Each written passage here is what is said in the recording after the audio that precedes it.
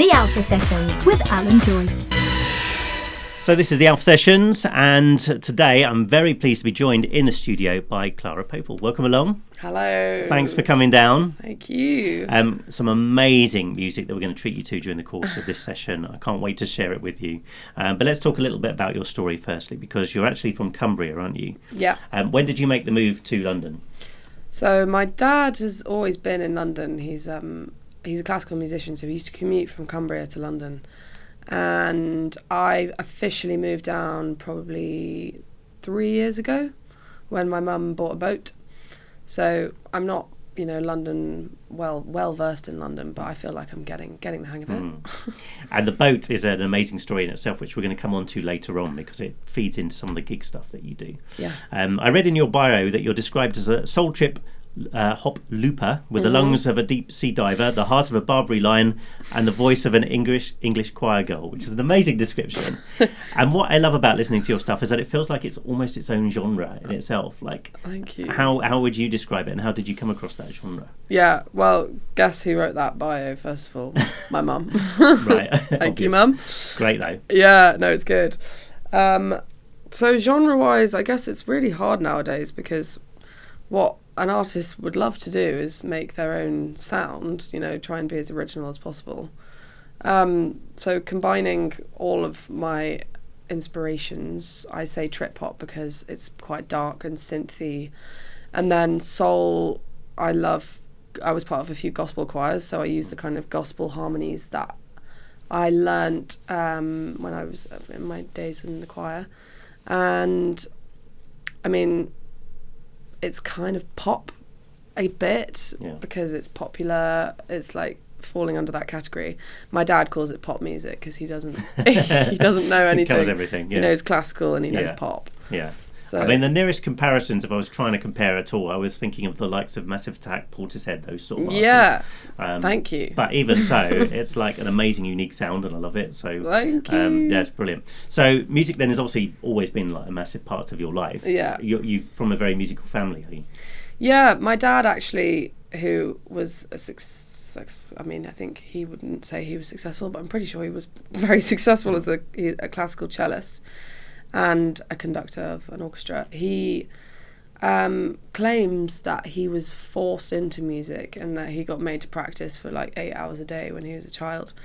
So I don't know if he learnt to be amazing or it must have been, inherent somewhere. And then singing wise, it just kind of just popped out. And my brother's very musical as well. And my mum is a writer. So there's a lot of creative genes flying around. Yeah, sounds like it. So did you perform together as a family at any point or? No, I mean, me and my brother tried to go into try and be like Billy and Phineas kind of thing, but we are not made to work together in that capacity, sadly. Fair enough. Yeah.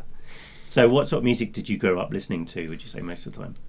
Well, my mum is very current, which is great. So we were listening to whoever was famous at the time, which means my knowledge of music pre the 90s was terrible until recently. I didn't know who the Clash were. I didn't know who the Stone Roses, anyone like that. So I was just having to play catch up. Yeah.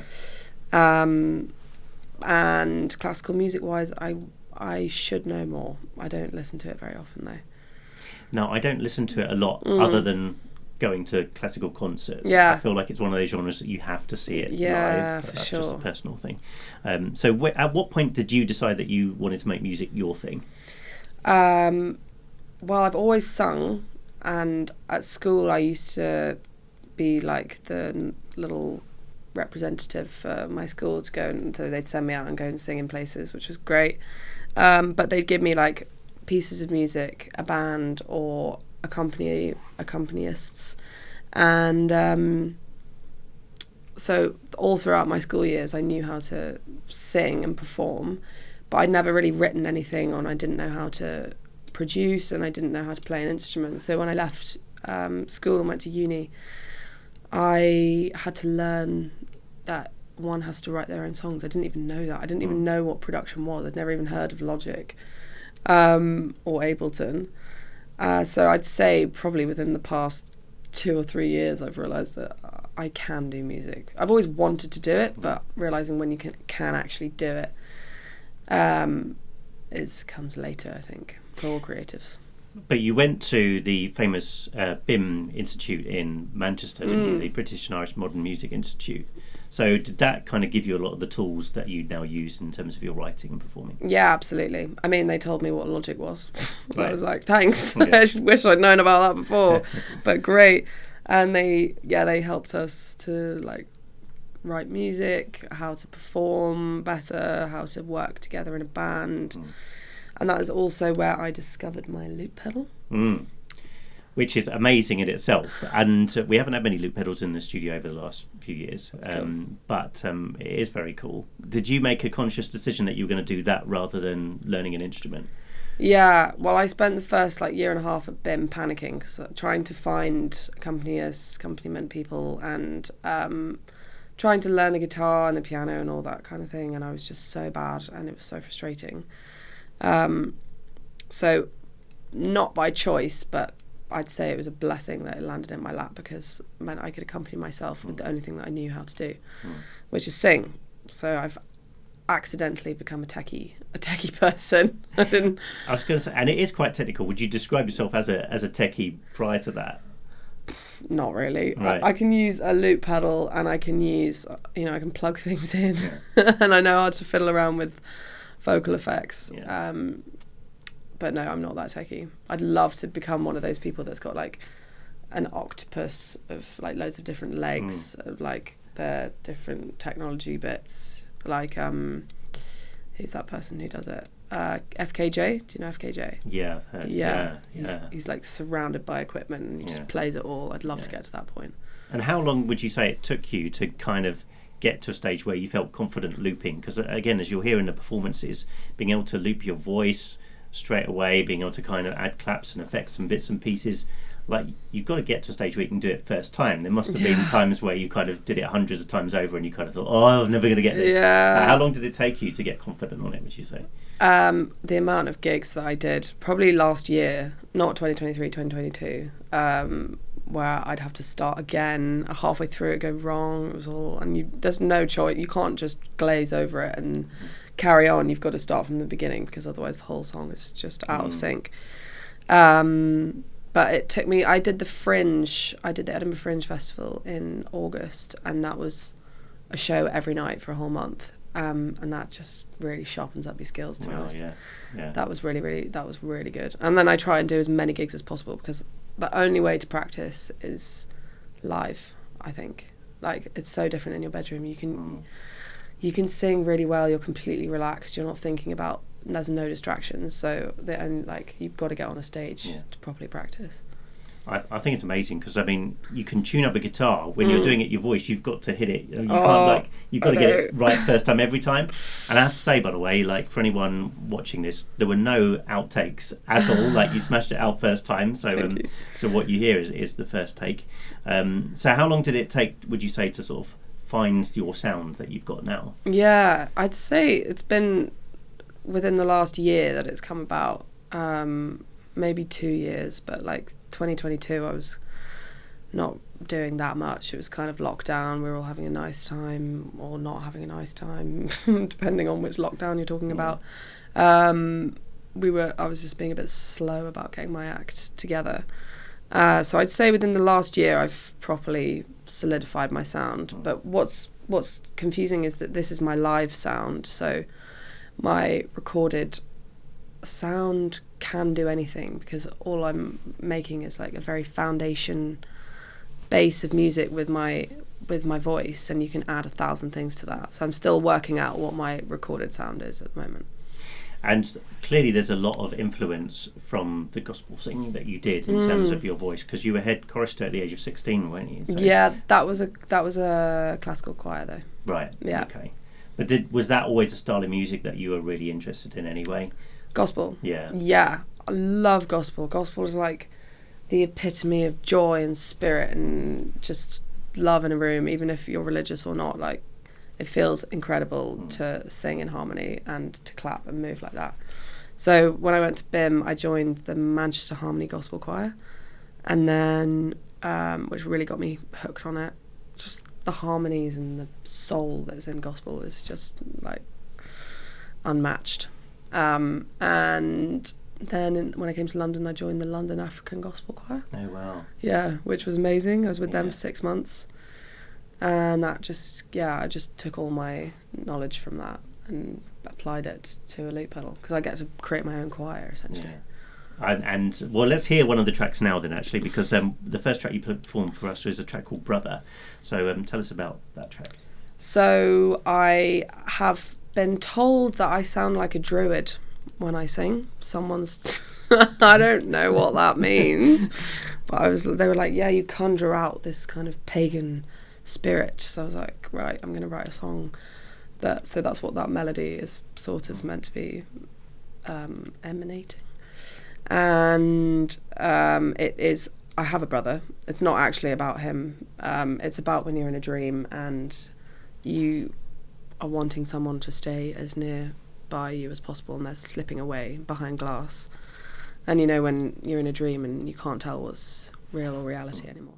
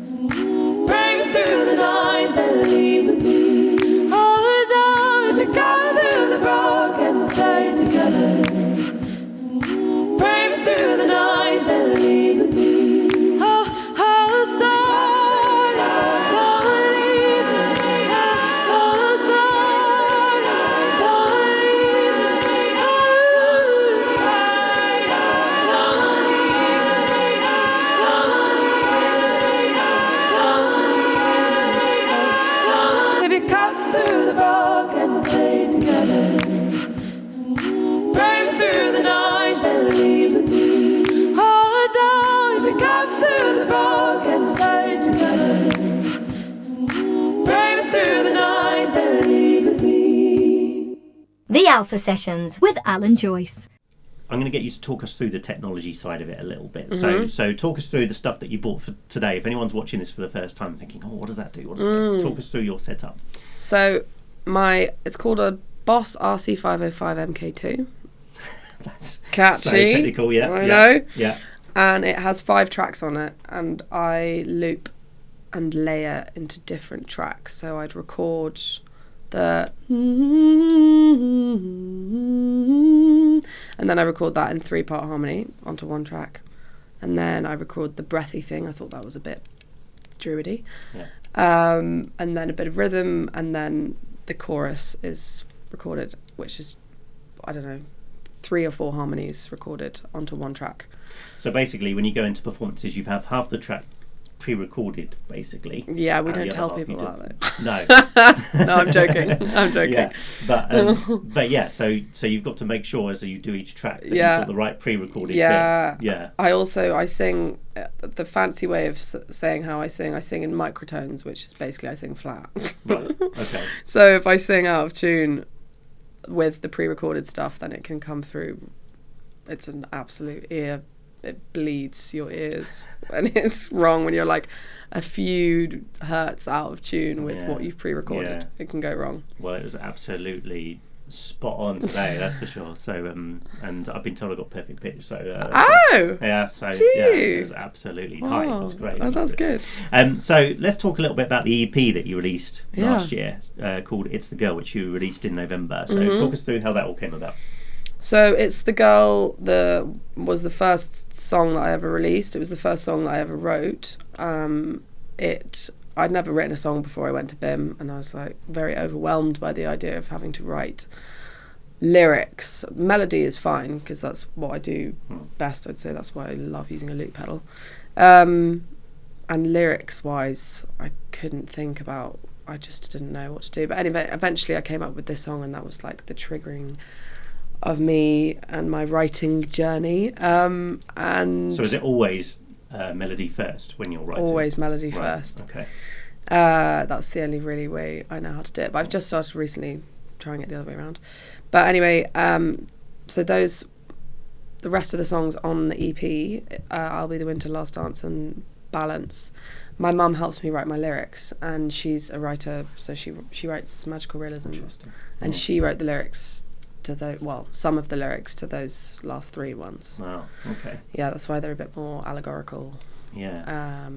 Would you collaborate, do you think, in the future? Are you interested in doing that as more of a thing, collaborating with other artists and doing co-writes? Yeah, definitely. And I love writing. I love people giving me lyrics. Like, that just saves me a whole world of hassle.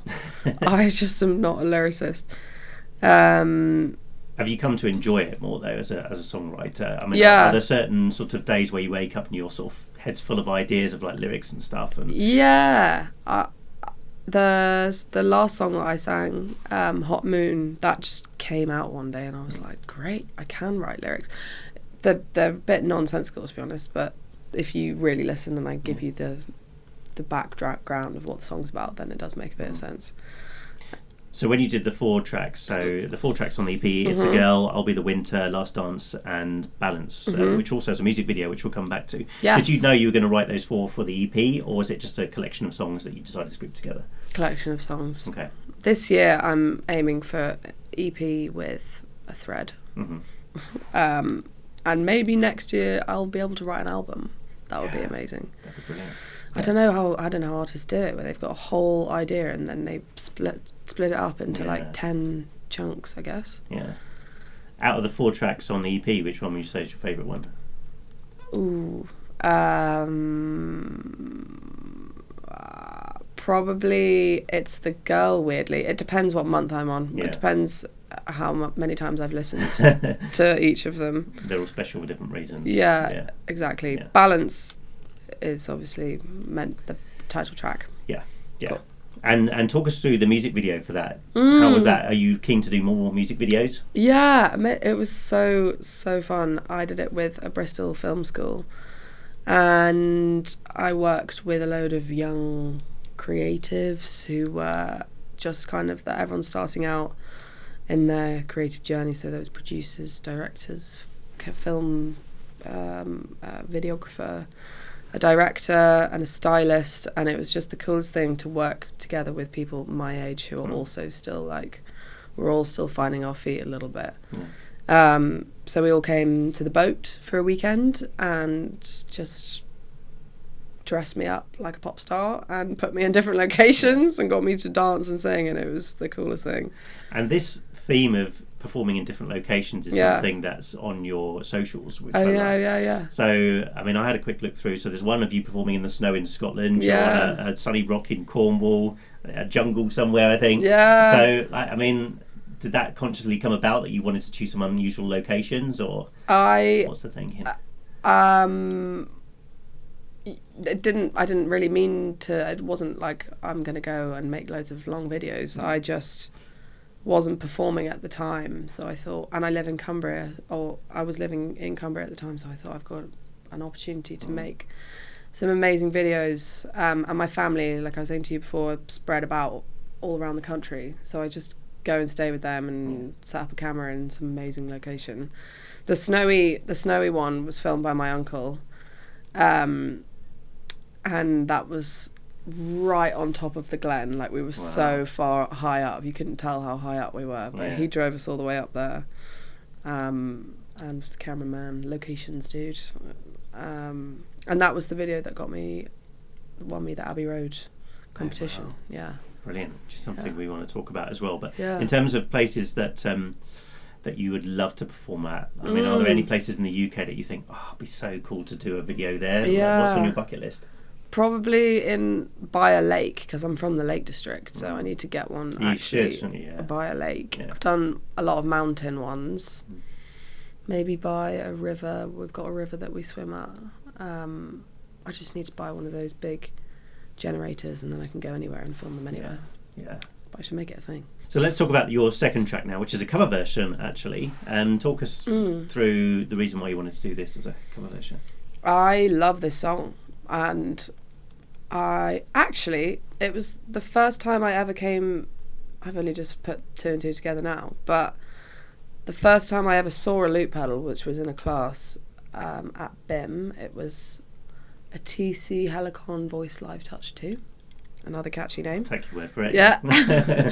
And our teacher brought it out, and I had to go with it. And I think I've only, that's so weird that I've just remembered it now, but I sang Sonnentanz because it's one of my favourite songs. And the singer, Will Hurd, I just think he sings it so well. And then I was fiddling about the other day trying to think of another cover, because I love doing covers. It's so fun. If I could do covers for the rest of my life, no, I wouldn't. But like, I love doing covers because someone's already written the melody and the lyrics, so you just steal it.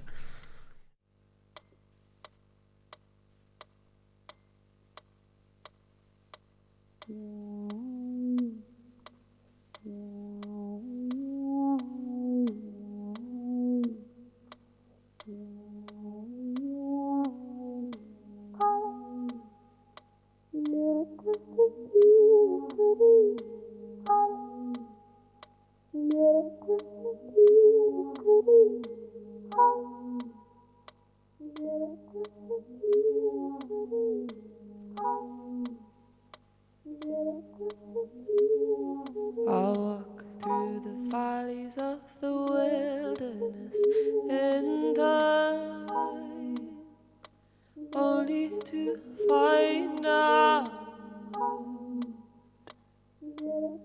that you have loved in places I can't describe.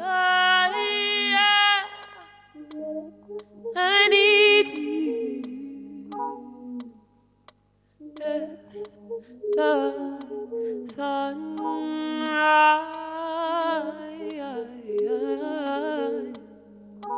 I just wanted to let you know I love you.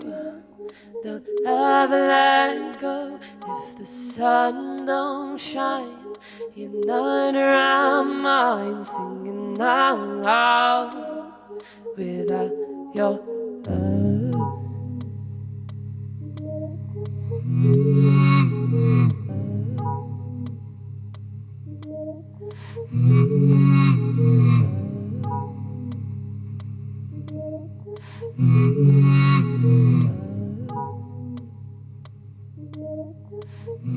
Saying the sun don't shine, the sun don't shine, say the sun don't shine. the sun don't shine, say the sun don't shine, the sun don't shine, say the sun don't shine, the sun don't shine, say the sun don't shine, the sun don't shine, say the sun don't shine, the sun don't shine, say the sun. When I saw you rise the other day, I felt my worries just seem to melt away into you, into your eyes.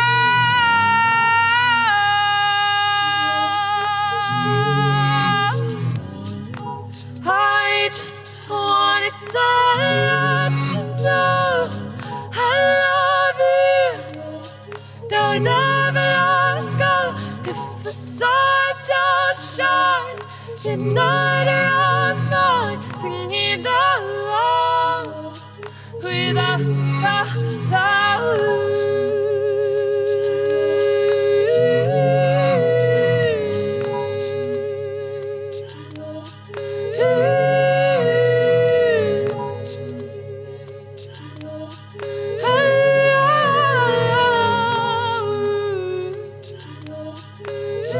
Say the sun don't shine, the sun don't shine, say the sun don't shine, the sun don't shine, say the sun don't shine, say the sun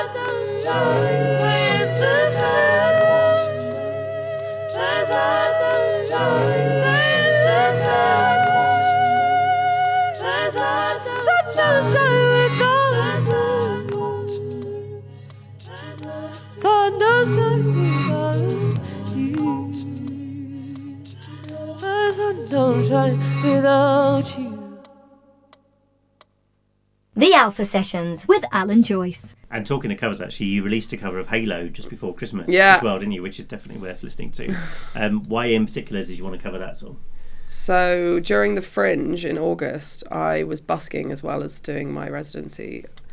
And busking's really hard. Busking is like, I didn't realise there was a whole different skill set you needed, because you've got to stop people from going about their day. People aren't there to watch you. So I started off by singing all of my own songs and no one was listening. So I was like, right, obviously I need to do some covers. And Halo is just a belter. Beyonce's got some good tracks. Would you do more busking, would you say? I mean, have you busked in London at all? No, I've never busked in London. I don't think I would. It put me off. I'm so bad. I mean, it strikes me as being terrifying. I know a lot of people have had some great experiences with it, but well, yeah, definitely. And I love people watching me too much in the most narcissistic way possible. I love the attention. So this would probably be a good chance to talk about gigs then. Yeah. Going back to the boat that you've been talking about, this is your very own venue to put your own gigs on. Yes. So how did that all come about? So when my mum bought the boat about 3 years ago, and me and my brother now rent from her, it was just like the most beautiful thing I think I'd ever seen. I'd always wanted to put gigs on, and it's just a really great way of bringing artists together, and I'm trying to create like a little community kind of thing between all of the grassroots artists in London at the moment. So I was killing three birds with one stone, which is showing people the boat because I love the boat, creating a community around emerging artists who are struggling, don't have easy access to gigs, and also an excuse for me to perform every month. Brilliant. Yeah. So you basically headline, as obviously you should, your own gigs every month.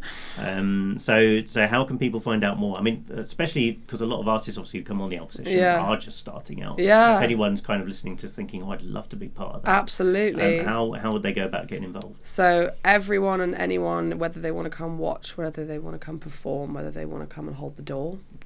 I would love a door person, by the way, if they exist. Yeah. Message me on Instagram, Clara Pople Music. Perfect. that is where you find me. I'm very active on social, so I will reply. And they're on the last Friday of every month, you said? Yeah, last Friday of every month. Yeah.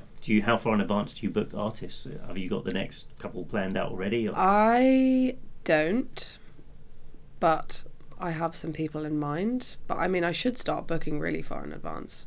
It's quite nice leaving it a bit, because then if you happen to go to a gig and find an amazing person that you want to perform, then leaving it a bit open-ended. Yeah. So it's all still to play for out there. Great. Yeah. Get your nominations in now. We'll definitely try and go along to one of those, because it sounds really fascinating. I mean, for you, what is the perfect gig venue? What do you look for when you're trying to find places that you want to play? Yeah, that's a great question. I just want everyone to be quiet. Yeah. That's all I really care about. And obviously the sound being good. So intimate settings can be really, really good. Like the old Sofa Sounds, how they used to do it, where everyone is there to watch a gig, everyone's sitting down, everyone's quiet. But also, like, some of the bigger venues can have amazing sound and have an even bigger impact. So they are quite hard to find, though, venues like that. I just love the idea, as you were saying, that basically when artists are coming to your gig in your house, you'd be like, shut up, it's my house. Yeah, I know, I can. Like, it's great. I'm completely great in power control. to have, isn't it? That is brilliant. So what would you say is the favourite place you've ever performed at? Probably this venue called Matchstick Pie House in Deptford. Right. It's in the old railway arches, and I was playing there for a promoter called Indigo Blue, and there were loads. It's a great space. I'm on the same level as the audience. It's lit up really well. The sound was amazing. It's big, and it was full. And yeah, that was probably the best. It was full of music students, so I don't know if it was because of the audience that were there, but also people who go to Matchstick Pie House, they go there for the music.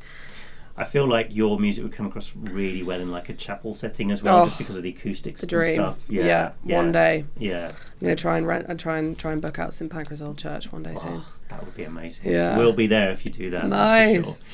And you also mentioned there before about Abbey Road. Mm-hmm. I mean, that is an incredible story in itself. Tell us more about how that came about as well. Yeah, my mum said, "Oh, have you seen this competition? Apply for it. You do it through Instagram, you do a hashtag." And I was like, all right, mum. There's loads of them. Obviously, I'm not going to win it. She's like, go on, just do it. So I just put a hashtag on this video, the snowy one that I'd released in January. And then I won it. And it was, I couldn't believe it. They said out of 1,000 people or something, like 1,000 applicants, you and two others have won an opportunity to come to Abbey Road and perform and record with this incredible producer called Hannah V. I haven't actually released the track yet. I probably should do that. I'm still sitting on it. Did you kind of feel the kind of history and stuff as soon as you walked in there? Yeah. It's an amazing place to walk into. What's so cool about Abbey Road is that, well, they claim that they can't change any of the studios because the acoustics will change, the treatment will be different. So you go into Studio 1, I think it's called, the big one, and it literally looks like an old shabby sports hall. Bits of falling down. Well, they're not quite falling down, that's rude, but you know, it's really old retro vibe. And so you can smell the history in there because it's that old. Yeah. Wow, must have been an awesome experience. Yeah, it was so cool. And they were like, this is where Yoko Ono slept for 3 days while the Beatles recorded their album. This is where Adele... And there was actually this one moment when I was asking about what mic I could use. And there's one guy who works there who's solely in charge of the microphones. He's called Lester. And I was like, where does Lester hang out? Where is Lester? Lester was hidden in the mic cupboard, I think. And he just appeared one day with these microphones. And I was like, who's used them? He was like, I don't know, Adele, Shirley Bassey. It was like everyone's used them. Music, I know. It's just like absorbing probably all the old spit of all these big stars. Yeah, that's a lovely image. Did you get to use any of these microphones? Yeah. Did you? Yeah. I know, they use the same microphones for everyone. Wow. Yeah, I know. That's mad. It was really cool. Yeah. So now they'll be saying, Adele, Shirley Bassey, Clara Pople. Yeah, exactly. Yeah. That's very, very cool. Yeah. So what else have you got planned in 2024? What's the goal for this year? So the goal for this year is to release another EP and have some singles before that, another music video if possible, carry on doing the boat gigs, and hopefully play at some of the bigger festivals. I played Candle Calling last year, which was cool. Where would be the dream festival to play at? What would be your ultimate? I mean, even on just at one of the smaller stages at Glastonbury, I would obviously go mental. Yeah. I would love that. Or somewhere like Love Supreme. I love all of the lineup for Love Supreme. All of those artists that play every year are like my biggest inspiration in terms of soul music. But obviously, like a little stage at Glastonbury would be wicked. That'd be so cool. Yeah. Fingers crossed that's going to happen. So let's talk about, before we plug your socials and stuff, there's one track that you're going to finish on in a minute called Hot Moon, which we talked about briefly before. So is this one of the tracks you're hoping to release fairly soon? Yes, I think that will be the lead single of my EP to come out. And it's about when a full moon can basically make you go a bit crazy. Yeah, it's quite random. Yeah. It's not. It makes a lot of sense in my head, but and maybe some people will understand what I'm talking about. But the like crazy tensity that.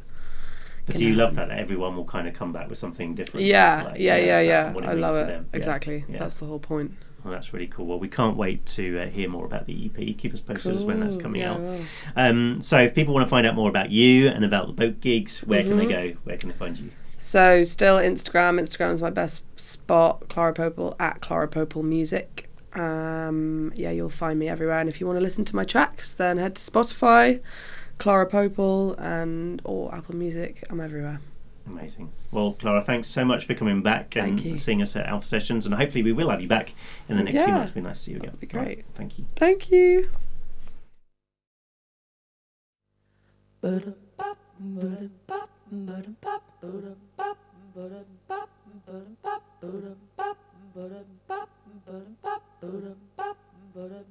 Is it the fear of coming back?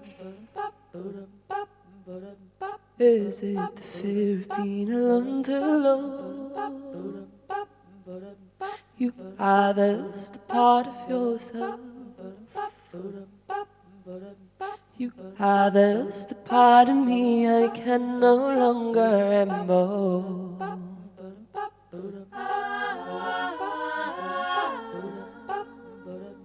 Is it the fear of coming back? Is it the fear of finding yourself too real on the other side?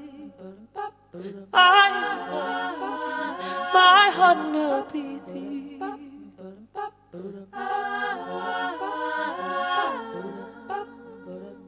Is it the dark side? Show me the darker side of your profile. Wane away into your heart's moon.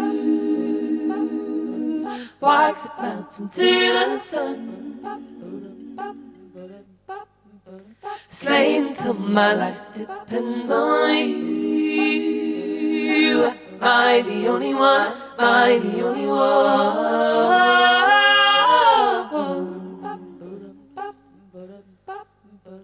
Wane away into your heart moon. Wax it melts into the sun. Slain until my life depends on you. Am I the only one? Am I the only one?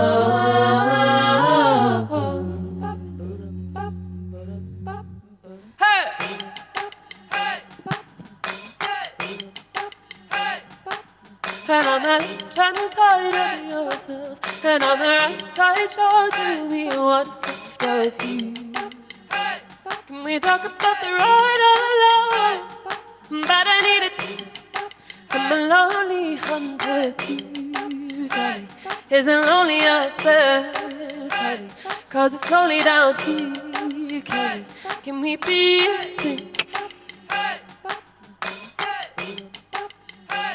Oh, you're gonna make me whole. Oh, you're gonna make me whole at the right time. My insides need you. My heart now bleeds you. My heart now needs you. So tell me now, wait away into your heart, right away.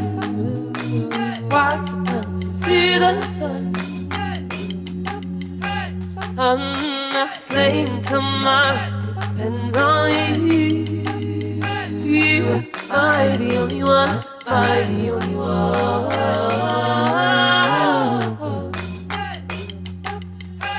No, no, wait away to your heart.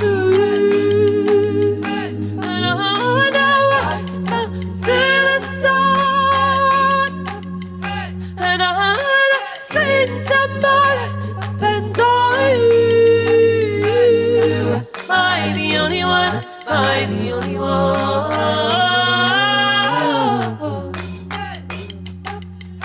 I'm gonna shave my head, all the powers in my head. Strip me down, lay me bare. I am yours for the taking. Crisp up my skin, baby heart and baby from within. Oh, I can't be the only one, can't be the only one.